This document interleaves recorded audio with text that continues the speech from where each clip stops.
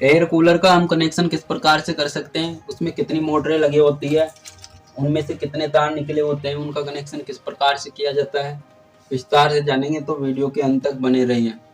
तो जो कूलर में या एयर कूलर में जो मोटरें लगी होती है उनकी संख्या अधिकतम 3 होती है। एक होती है फैन मोटर जो हमको तेज हवा देती है, सीधी हवा देती है। एक पंप मोटर होती है जो पानी को चारों तरफ फैलाती है, पानी को डिस्ट्रीब्यूट करती है।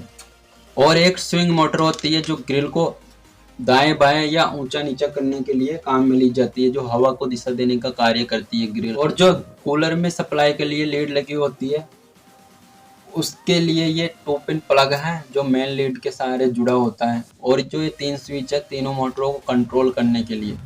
जो कूलर का कनेक्शन की बात करें तो प्रत्येक मोटर से 2 वायर निकले होते हैं। जो फैन मोटर है इससे भी 2 वायर, और पंप मोटर है उससे भी 2 वायर, और स्विंग मोटर से। हालांकि फैन मोटर से कई स्पीड में आते हैं, जो 3 स्पीड में भी फैन मोटर आती है उसका कनेक्शन अलग प्रकार से किया जाता है। लेकिन जो अधिकतर तार निकले होते हैं 2 ही निकले होते हैं, जिसमें न्यूट्रल फेज की सप्लाई देने पर ये फैन मोटर चलने लगती है। तो हमें जो तीनों मोटर में से 2-2 तार निकले हुए हैं उसमें एक में न्यूट्रल और एक में फेज की सप्लाई देनी होती है। और जो हम न्यूट्रल की सप्लाई देते हैं वो 2 पिन प्लग से डायरेक्ट सभी मोटरों में दे देते हैं। तो इसमें भी 2 पिन प्लग की से न्यूट्रल की सप्लाई दे देते हैं, और पंप मोटर में भी, और फैन मोटर में। तीनों मोटर तक न्यूट्रल की सप्लाई पहुंचने लगी। अब हमें फेज की सप्लाई देनी होती है। फेज की सप्लाई हम स्विचों के माध्यम से देते हैं, क्योंकि हमें fan motor, pump motor, swing motor तीनों को ऑपरेट करने के लिए स्विचों की आवश्यकता होती है। स्विचों के माध्यम से ही ये सब बंद और चालू होते हैं। तो हम तीनों स्विचों के निचले फ्रंट में फेज का वायर जोड़ देते हैं।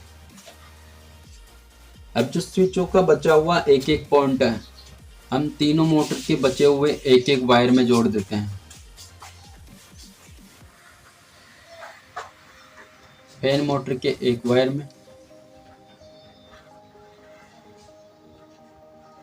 पंप मोटर के एक वायर में,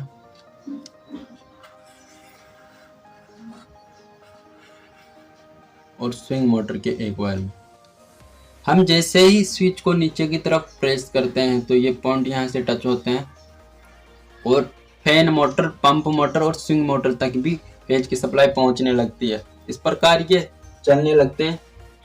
देखिए जो हम न्यूट्रल की सप्लाई दिए हैं, यदि हम प्रैक्टिकली करते हैं तो इस प्रकार से न जोड़कर हम न्यूट्रल की सप्लाई एक जगह लेके आते हैं, मान लेते हैं इस जगह लेके आते हैं, और तीनों मोटरों के एक एक वायर जिसमें हमें न्यूट्रल की सप्लाई देनी होती है एक जगह लेके आते हैं, और तीनों वायर को आपस में जोड़कर इस न्यूट्रल वायर के साथ जोड़ देते हैं।